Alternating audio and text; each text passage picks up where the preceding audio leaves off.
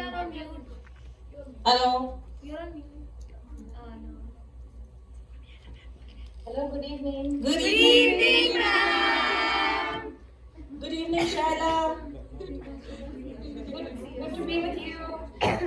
Same here. How are you doing?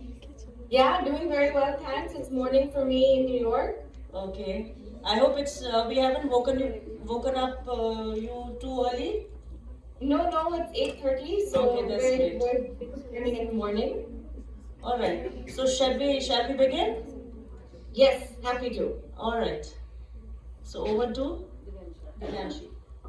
Mahatma Gandhi once said, Earth provides enough to satisfy every man's need, but not every man's greed. Today, on day 11 of the transformative leadership program LEAD-I, we continue exploring the challenge of climate change and bridging borders through innovation. After an enriching visit to Rambagh Palace, we now embark on an equally exciting connection that spans continents, from the vibrant city of Jaipur to the bustling streets of New York. I warmly welcome everyone to day 11 of LEAD-I. It is my privilege to introduce the guest speaker for this session, Ms. Shyla Raghav, Chief Climate Officer at Time, whose global leadership in environmental policy makes her a prominent voice in the fight against climate change. I now invite our principal, Mrs. Archana S. Mankotia, to introduce our distinguished guest speaker, Ms. Shyla Raghav.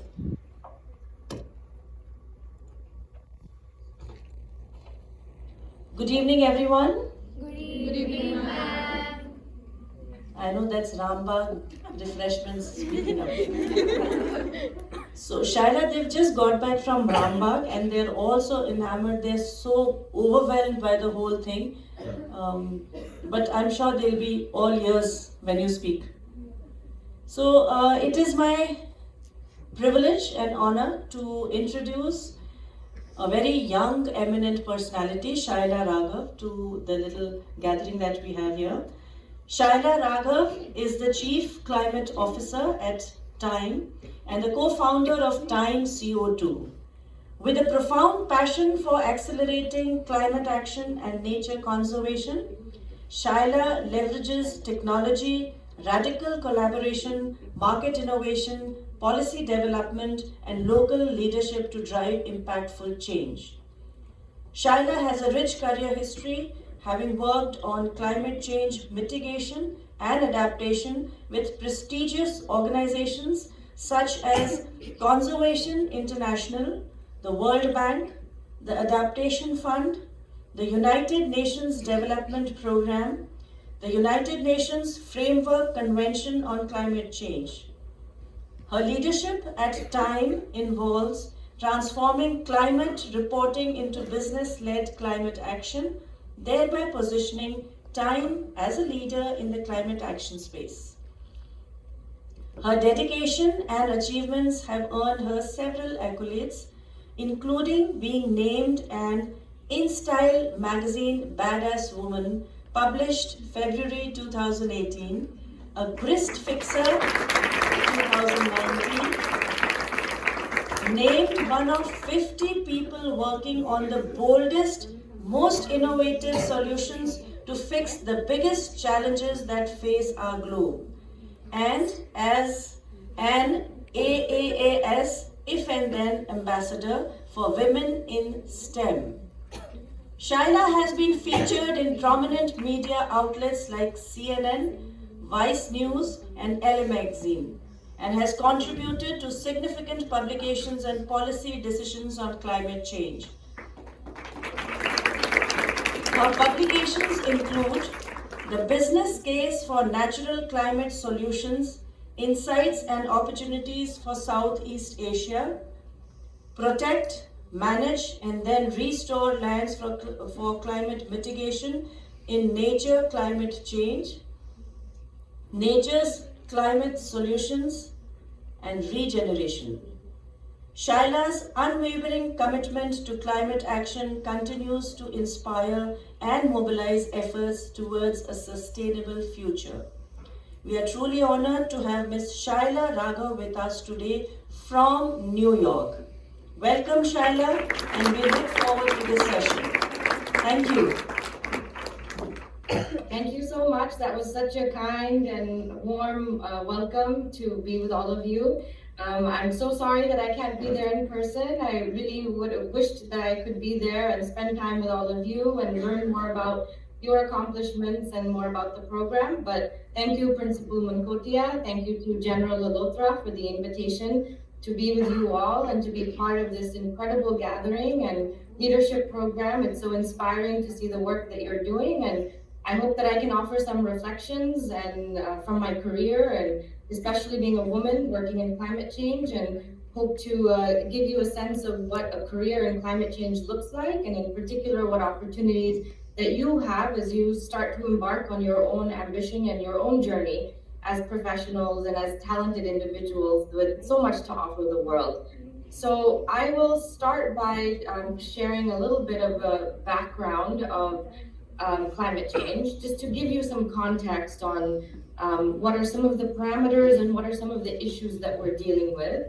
I'll then share some of the solutions that I've worked on, in particular through global advocacy, through climate negotiations, and then I will, in particular, focus on India and some of the incredible bright spots of progress that I've seen, and then leave you with some feedback and some advice, in particular for your career, as I've seen this field shift so much over the last 15, 20 years that I've been working on climate solutions.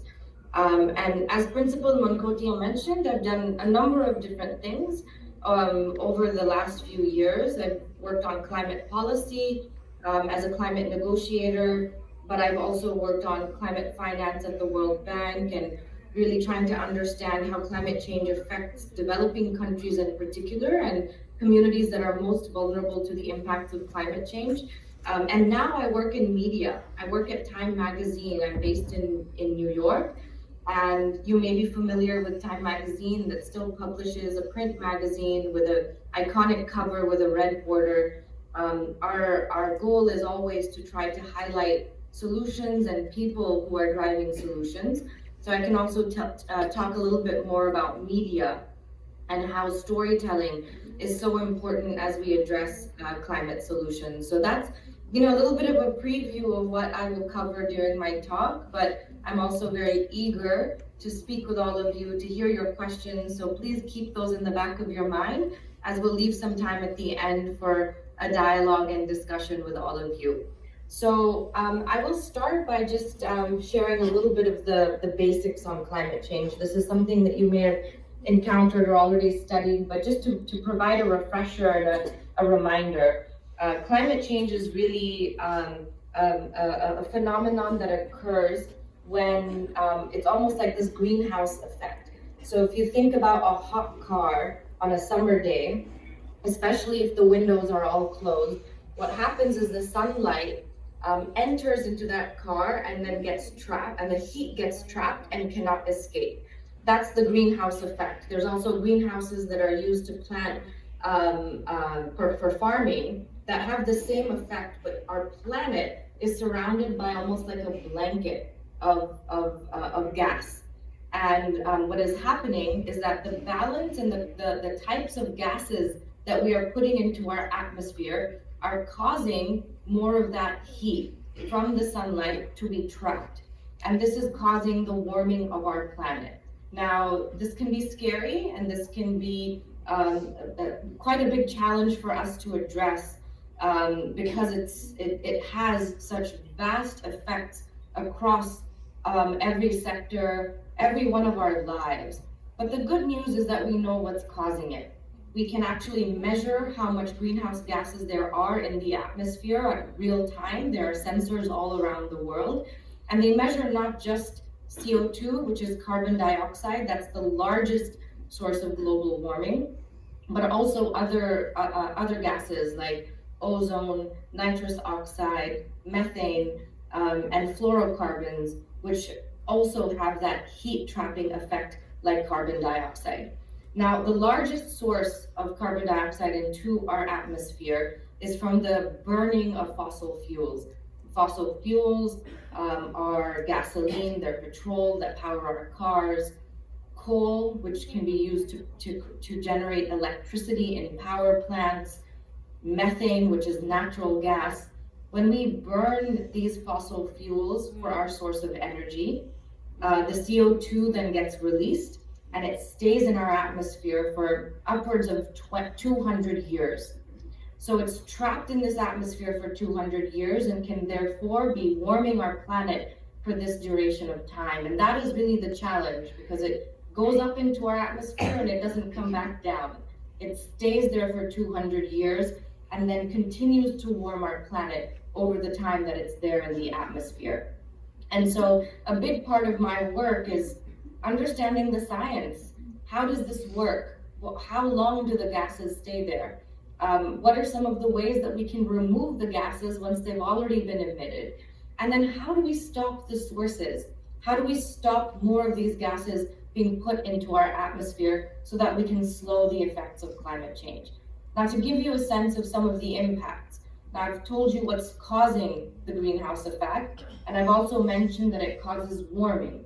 It causes an overall temperature increase in a very gradual way. But these gradual increases can have very significant effects. So we've seen large amounts of heat waves. This is something you personally must have experienced in India, and many places around the world are becoming much, much warmer. And this is increasing in frequency and intensity. So we have also seen recorded temperatures of 49 degrees Celsius in India, 50 degrees or more in other places. So we're seeing the hottest days in history year after year. We're seeing a gradual warming. But what also happens is that the warming changes precipitation. It changes rainfall patterns. So in some places you see more extreme droughts. In some places more floods. The warming is also causing a melting of our glaciers and of our ice sheets and our ice caps. So in the Arctic, Antarctic, you may have also heard that in the Himalayan belt, those glaciers are also melting very rapidly. This can cause flooding, but it also causing a depletion of the stock of ice in these places. And the ice melt is one of our largest sources of water for farming. So as we look into the future, the reduction of the ice sheet is also going to mean more difficulties with farming and more difficulties with access to water. So as we look at all of these impacts, we recognize that there's a lot of challenges here in terms of addressing the root causes of climate change, and in climate change terminology, that is called mitigation, mitigating the causes of climate change. But then there's also opportunities on adaptation, which is how do you adapt to the effects of climate change? So when you see the shifting patterns for farming, changing seasons, what can you do about it? What are some of the changes that you can make in how we farm, what we farm, what are the access to resources? For example, you could use drought-tolerant seed. So rather than farming traditional, what would be farmed, you find seed varieties that are resilient and resistant to drought. And then you start to integrate those. Or you create systems where you can provide early warning, training or education, information to farmers so that they can better anticipate and adapt to those effects. So there's a wide range of needs here. I know it may sound very challenging and difficult, but the good news is that each of these challenges gives each and every one of us an opportunity to act. It gives us a way to be part of the solution, to recognize what's happening, but also to really use the full extent of your talents, of your expertise, of your knowledge, to help find some of these small solutions that can really have a big effect. So I'll give you a preview into some of those solutions, some of the ones that I've worked on. I'll start by talking about international negotiations. So because climate change, the causes of it is the burning of fossil fuels, this is not something that's happening in only one country. It's a global challenge because every country's economy, every country's energy source comes from the burning of fossil fuels, from electricity generation, transportation that is run on petrol or gasoline. So it's really a global problem because cars are being run not just in India, in the United States, in Europe, in Africa. These causes are universal. And so it means that we need to find a way to cooperate across each and every one of these countries, because if India does everything to reduce its emissions, but the United States does nothing, well, global warming will still continue because we share one atmosphere. So a big part of what's needed is cooperation and coordination among all of the countries in the world, because it really is a collective challenge. And so you may have heard of the United Nations Climate Change Conference that takes place every year. This is the place where every government will send their delegations to negotiate different parts of the solution, different targets that can be set, how much funding can be provided from developed countries to developing countries to finance and resource some of those solutions. These are usually handled in these in these meetings. But the challenge is that the United Nations system works on consensus. That means that every single country needs to agree before an agreement is adopted. So you can imagine that's very difficult, because Russia has a very different viewpoint than the United States, than does Saudi Arabia. But each country needs to sit in that room and needs to approve the agreement. So back in 2015 was really the most significant moment for climate solutions, because we had a negotiations in Paris to reimagine a global system for every country to be part of one treaty, one global protocol on climate action. And I had the opportunity to work with the Maldives, which is a country very close to India. The reason I worked with the Maldives is because they're what's known as one of the more particularly vulnerable countries to climate change. The reason is because the mean sea level of the Maldives is 1 meter. The mean elevation beyond sea level is 1 meter, which is not very much. And so as these sea levels are rising with the melting of the ice sheets, there's a possibility that the Maldives will no longer exist, that the whole country will be underwater. And so these countries like the Maldives, the Marshall Islands, Tuvalu in the Pacific, they have a very important role in these climate negotiations, because their entire existence is at threat. And they have very small population.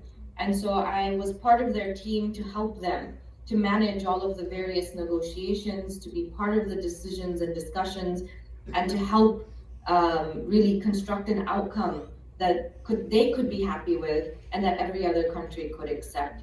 So I'm happy to talk more about the Paris Agreement. There's a lot more to go into, but what I can say is that the good news is that those negotiations were very successful. Every country came together around one global goal, which is to limit warming to 1.5 degrees. This is the amount of temperature rise that is really the maximum that our planet can withstand, beyond which we see very, very catastrophic climate impacts. So a global deal was reached to set that global goal, and a big financing deal was also negotiated so that countries like the United States and Europe and Japan could provide technology and funding to developing countries to help them to catch up on the technology and implement some of those solutions.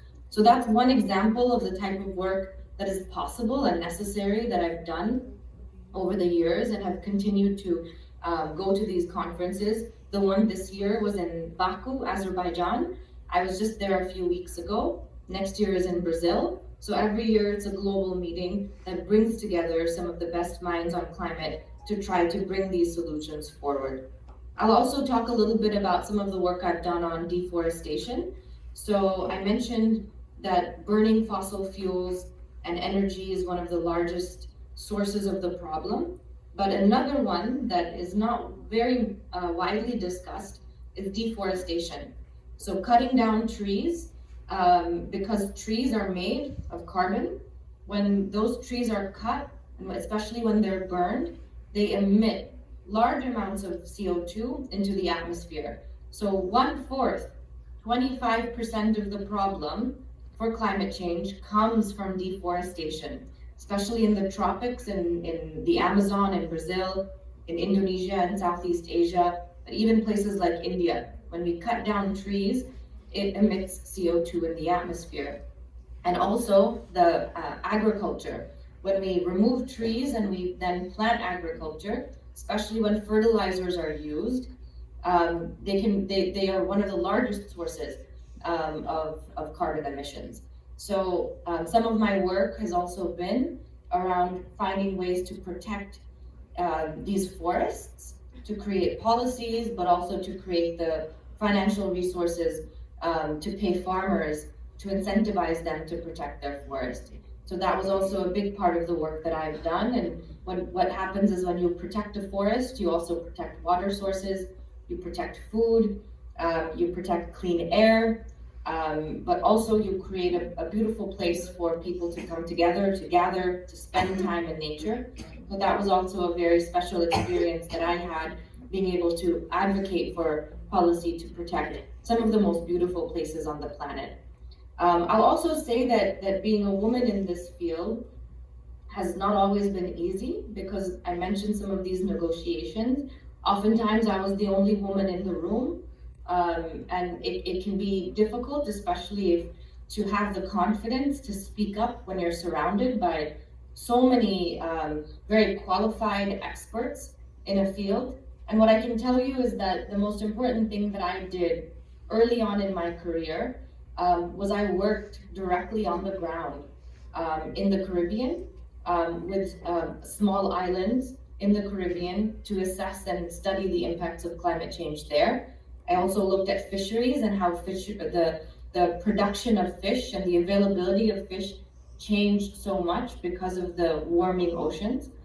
This experience gave me the confidence that I knew my subject, that I didn't just academically know my subject, that I had experienced it, that I had met people that were on the front lines of climate change, that I had understood them, that I'd examined those problems, so much so that I could show up in those rooms and confidently speak on behalf of the people that I was representing.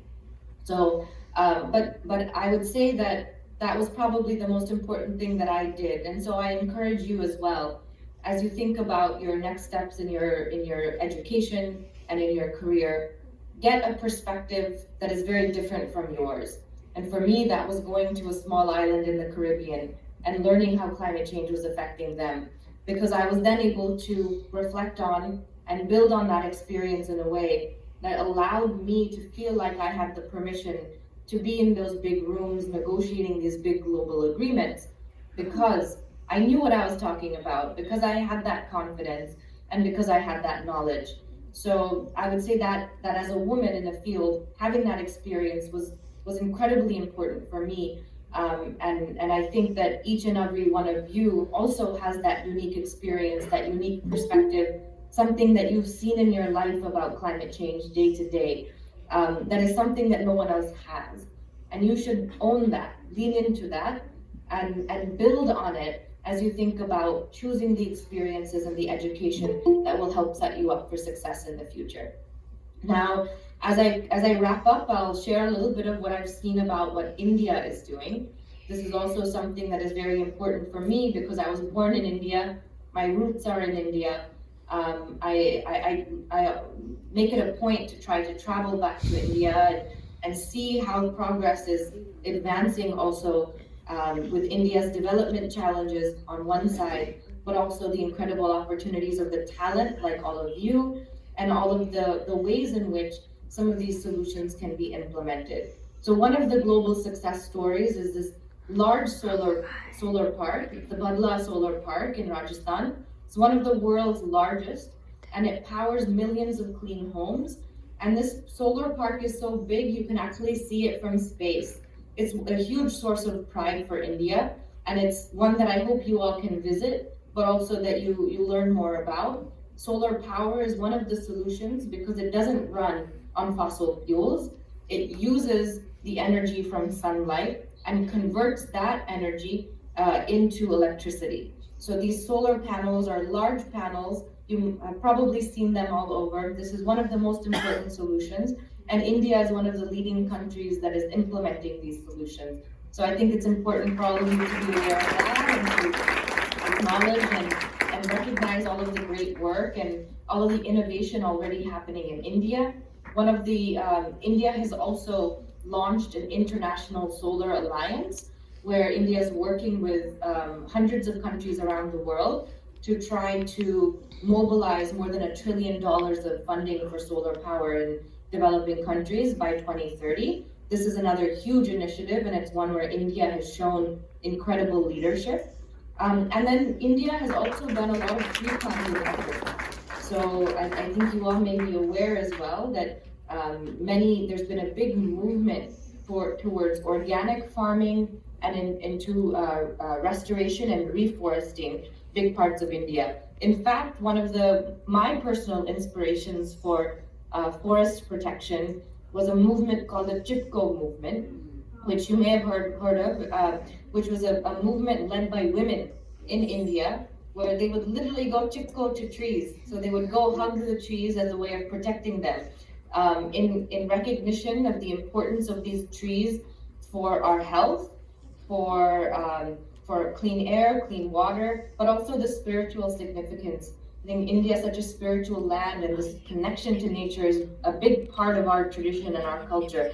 And so this movement was a personal inspiration to me, and is one that I have also referred to as an inspiration for many countries around the world to not just see a forest for lumber or for cutting down that forest and using it for paper or using that land to develop, but rather to see that actually forests are more valuable alive than dead, that nature is our most valuable asset, that we are part of nature. A lot of that inspiration for me came from Indian traditions and Indian spirituality. So I also encourage all of you to explore and learn more about this deep tradition of nature conservation and love for nature that comes from our culture. Now, I'll conclude by just sharing some examples of the different types of careers that I've seen emerge over the last few years on climate change. And when I started my career, there were very few options for an environmentalist like myself. In fact, I think many of my friends and my family thought that I would end up just being an activist, or that I would live on a boat trying to protect whales. They couldn't imagine what my career would turn into or what opportunities I might have. Now you fast forward to today, every single company has a sustainability officer, and it's a senior management position, a chief sustainability officer it's called. This is one of the key executive functions in a company today. It means that almost every company has a very senior individual leading sustainability and big teams supporting them. Every government has an important role for the Ministry of Environment, the Ministry of Agriculture, looking at the future strategy and the finances, the economy of the country will all depend on climate solutions, will all depend on sustainability, on technological innovation. You can also think about artificial intelligence, AIs, the big buzz these days. Kind of the next frontier of technology is in artificial intelligence.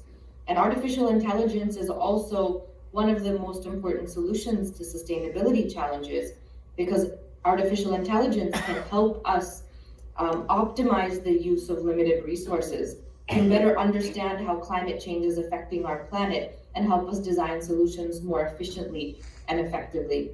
But also, artificial intelligence is one of the largest users of energy. So this is a huge problem, but one that young talent like you are poised to solve. How can we continue to power these supercomputers that use a lot of energy, oftentimes that comes from fossil fuels? How can we make them more efficient? And how can we make better use of artificial intelligence so that it doesn't deplete our very limited resources? We also have a great need for scientists, people to understand different aspects of the problem and test different solutions. And of course, like me, I work on storytelling. I work in media. That's not a traditional sustainability function. But if people don't understand what's happening, if everything you read about climate change is negative, if it makes you scared, is that going to motivate or inspire you to act? My job is to tell positive stories, to tell stories of solutions, so that people feel like it's in their best interest, they feel like they have power, they feel like they have agency, and that they feel like it's not just a responsibility to act on climate change, but rather an opportunity.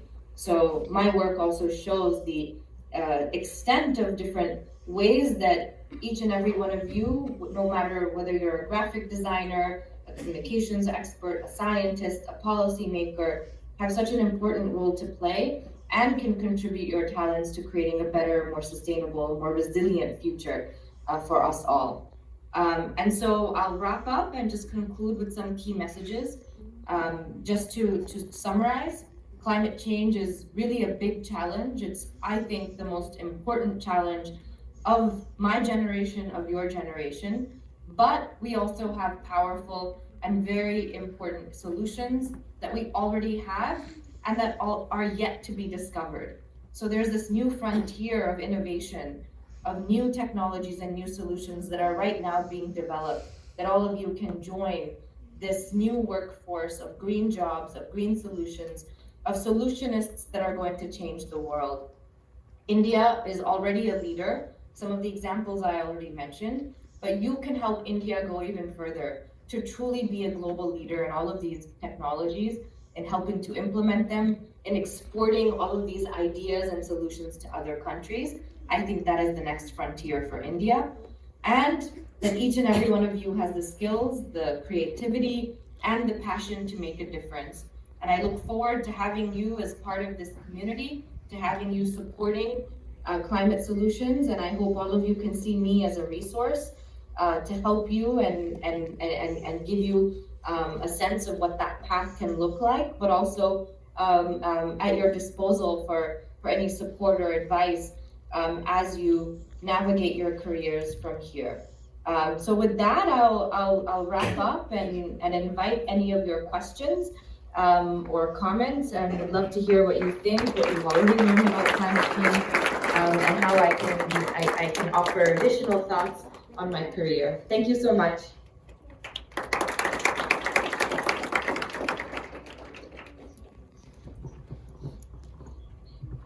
Good evening, ma'am. I am Agrata Joshi from the Rajkumar College, Rajkot.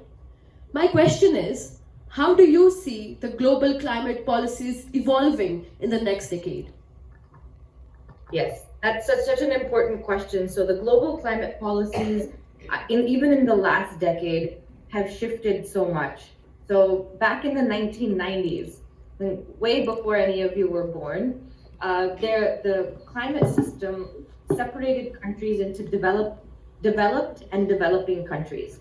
So developed countries like the industrialized nations, US, Japan, Europe, Canada, they all were required to reduce their emissions and pay developing countries to reduce their emissions. So there was no responsibility for any developing country back in the 1990s and the early 2000s. Now, what we saw over time is because we then saw the emergence of countries like China, which is now the largest global emitter, having an increasingly significant impact on global emissions. So it was no longer sufficient to say that all developing countries have no responsibility. Now they have a different responsibility than industrialized nations, but it's not fair to say that there's no responsibility, because if China keeps emitting at the pace that they are, we will have no chance of limiting global warming. So in the Paris Agreement, there was this idea to reimagine using this concept called CBDR, common but differentiated responsibilities. This means that every country has a common responsibility. We're all part of a global community. We all have to do something, but it's differentiated, because a country like the Maldives, with such a small population, where they're contributing 0.001% of global emissions, has a very differentiated responsibility than the United States, which is the largest historical emitter. So this principle is what shaped climate policies up until the Paris Agreement. And until now, now what we've seen, now that we have a global framework, the next trend in climate policy is all localized policy. So national policies and subnational policies. Because we have a global agreement, now it's all about implementation. How do we actually channel the subsidies, the incentives, the regulation and regulatory frameworks that allow each country to meet their contribution for the global goal? So you'll see in the United States in the last 4 years, we had a big policy called the Inflation Reduction Act, which channeled hundreds of billions of dollars for clean energy, clean technology, that gave business owners funding, subsidies, to incentivize them to shift to cleaner energy or cleaner technologies. These are the types of solutions and policies that will be necessary over the next decade and scaled in every country around the world. And we're already seeing some of that movement, but I think to see those to the next level is going to be the next requirement. Thank you for the question. Good evening, ma'am, or I should say good morning. I am Iknoor Kaur from Orphans College Nainital, and ma'am, in the starting you were talking about global greenhouse gases, and you were telling how you help them like escape from our atmosphere. So could you just explain it a little more? Yes, absolutely. So our atmosphere is composed of a mix of gases. There's nitrogen, there's oxygen, which we breathe, there's CO2, which is carbon dioxide, and then a whole mix of other gases like nitrous oxides, methane, and then other chemicals that compose our atmosphere. Now, the largest by volume is nitrogen. Carbon dioxide is also a significant gas in our atmosphere, but is different because it has warming properties. So when the sunlight comes in and it hits the ground and then it tries to bounce back up, the heat, it gets trapped by these gases. And these gases are carbon dioxide, methane, nitrous oxide, hydrofluorocarbons. So the heat from the sunlight gets trapped by these gases. And the more of these gases that we have in the atmosphere, the more heat gets trapped. So over the last few millions of years, the concentration of carbon dioxide has been in the 100 to 200 parts per million. That's the concentration, that's the measure that's used to measure the amount of carbon dioxide. We are now in the 400 parts per million, which is the highest it's been over this last era, the Holocene.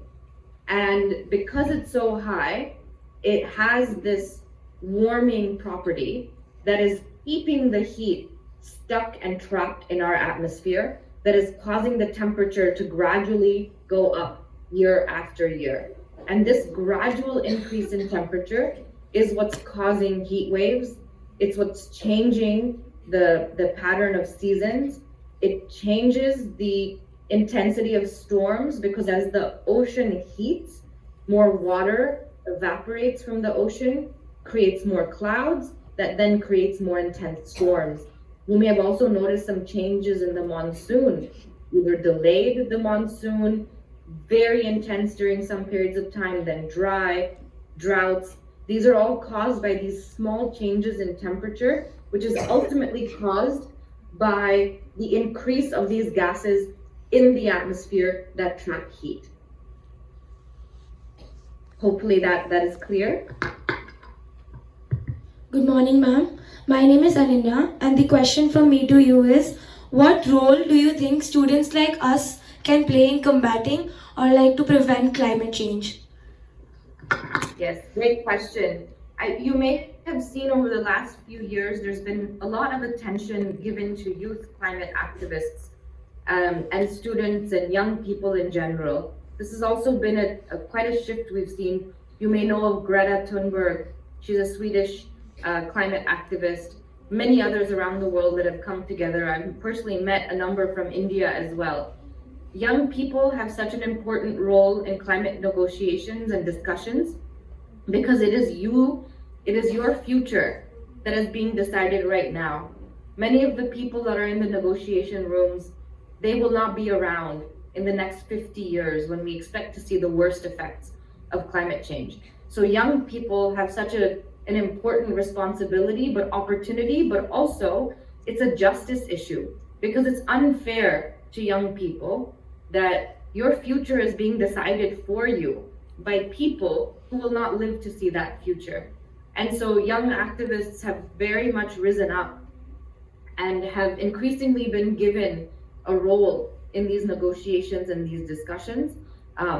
Oftentimes when we have these roundtables, there's a seat for young people to come and share their thoughts, their perspectives, but also their anger and frustration with the fact that older people are not taking this seriously and are not passing the right types of policies. So I think for young people like all of you, there's a few things. One is keep talking about climate change to your parents, to everyone around you, because if you don't talk about it, people won't think it's important. So use your voice, raise questions about decisions that are being made around policy, around energy sources, around the decisions that we make day to day. Ask those questions, because if you don't ask, no one will feel challenged or compelled to change it. The second thing I would say is that you can also use your voice as an activist. So formally and officially encourage governments to implement policies. So you can do this also in an official capacity. There's a number of youth climate action groups that organize young people to advocate, to lobby for policy, and to make sure that companies also are hearing these perspectives from young people. And the last thing is think about what's your superpower, what are your talents, and how can you use that to help? If you're a computer scientist, can you use it to develop an AI code that helps assess how to reduce water use, or can assess weather patterns, or can help reduce food waste? There's a number of different things you can do. Each of you can apply your talent in a way that helps be part of the solution. So I'd say multiple things that you can do. Each of you has an incredible amount of power and an important role to play. And people like me who are working on climate change are actively trying to get your feedback and your thoughts, because we recognize that you need to be part of the solution and you are going to be leading this very soon. So there's a lot of openness to that. So I would say, don't ever feel like because you're young or because you're a student that your voice isn't important. In fact, it's the most important one when it comes to climate solutions. Thank you, ma'am. All right, my name is Brianna, and my question to you is, what would you like to say to those who argue that economic costs of transitioning to green energy outweigh its benefits? Yes, that's such an important question, and it's one I hear almost every day. I think it's a complete misperception, and it's a false choice between climate action and economic growth. In fact, we've seen companies that have embraced climate solutions their growth has outpaced those that haven't. We also look at the future. There's this concept called climate resilience, and it really refers to how do you create a business model that can withstand the shocks that we're going to see in the future. So every company is going to have challenges, whether it's supply chain or it's accessing source materials. So you think about even a clothing company, they create their clothing from cotton. Many places that are growing cotton today, in 10, 15 years, because of the warming, will no longer be able to grow cotton. So these companies will need to find new sources for their supply chain, and it will become increasingly difficult. Another example is coffee. Coffee is another commodity that is very sensitive to changes in temperature, because coffee grows in very cool, arid, cool and higher elevation regions. And so as the planet warms, the amount of area that you can grow coffee on is shrinking, so much so that coffee might be extinct by 2050. So each company will have some production challenges, will have issues related to water, or even construction companies. You think about how safe is it for people to be working outside in 50 degrees centigrade. It's not safe, and it is not sustainable. It's not resilient to these impacts in the future. So it's really a matter of thinking long-term versus short-term. You'll have some people that say it doesn't pay, there's no value for us in investing in climate solutions. And that's absolutely wrong, because these companies, these countries are going to be the worst off, the least resilient, and the least able to withstand these shocks in the future. So my answer there would be that is a misperception, and it's the wrong narrative that a lot of politicians and a lot of companies have promoted to distract from solutions, to distract us away from the long-term benefit that comes from investing in these solutions today. Thank you, ma'am.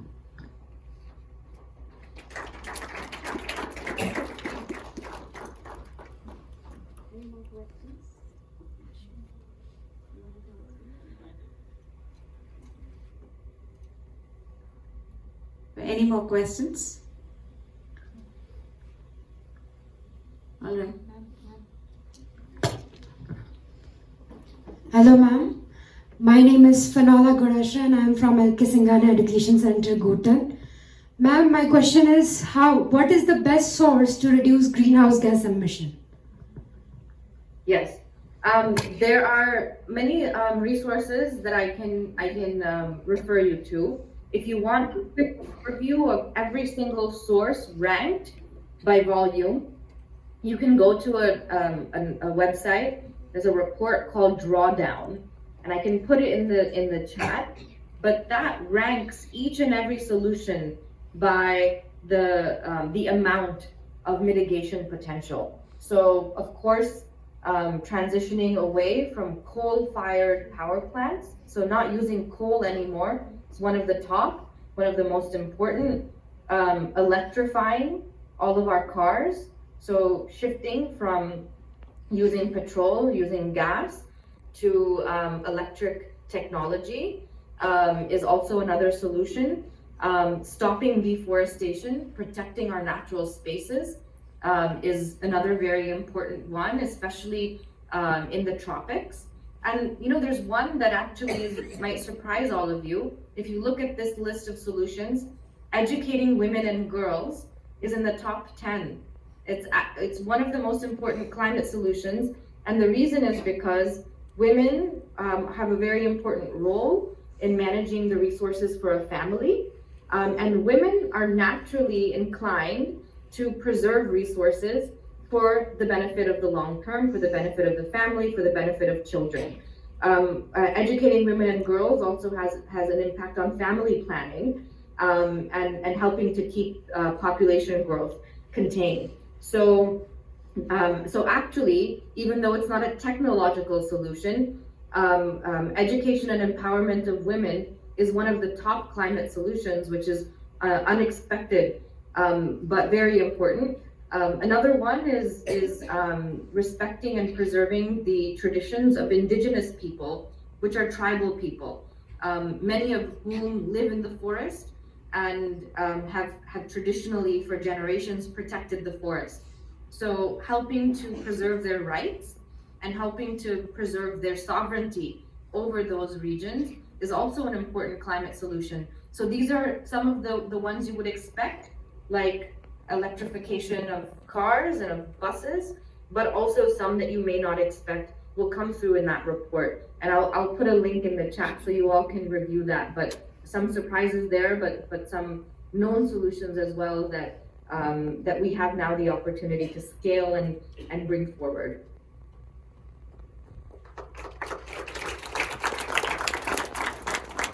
I think that should be enough.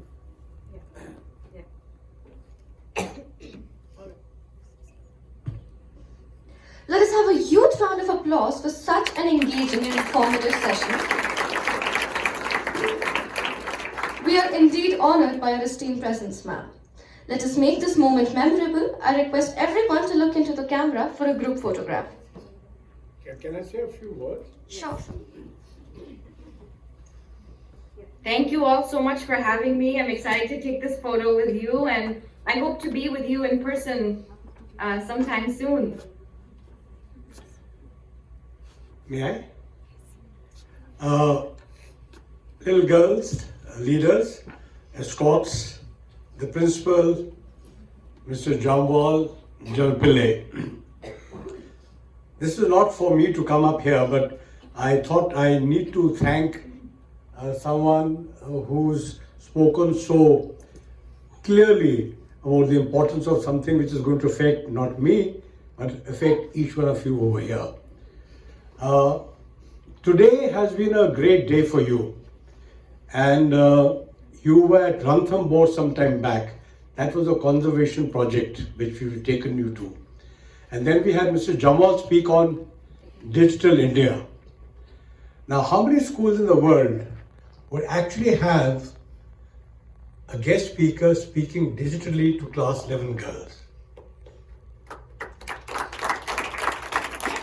And you have someone from the Times speaking from New York, and the Chief Climate Officer, and that's also digitally.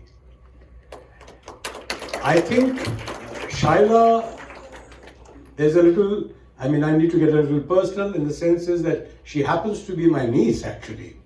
And she was here, and I told her, Shyla, you do so much for the world, because she studied at Yale, cleared the Foreign Service of the United States of America, and still went for climate change. But that was a passion. So we brought to you many leaders, and we thought we need to bring to you one young leader who could connect digitally. So this was just a proof of how India is moving and how our friends from our friendly foreign countries who are joined here, they could also take a leaf from that look, this is the future India. Shyla, thank you so much.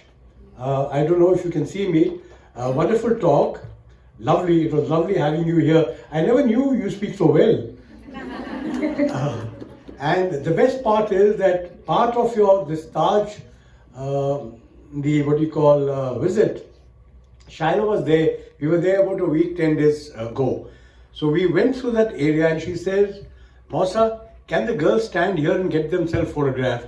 So all that briefing was done, and in fact, she was party to where you stood, where you got yourself photographed, so you can thank her for that also.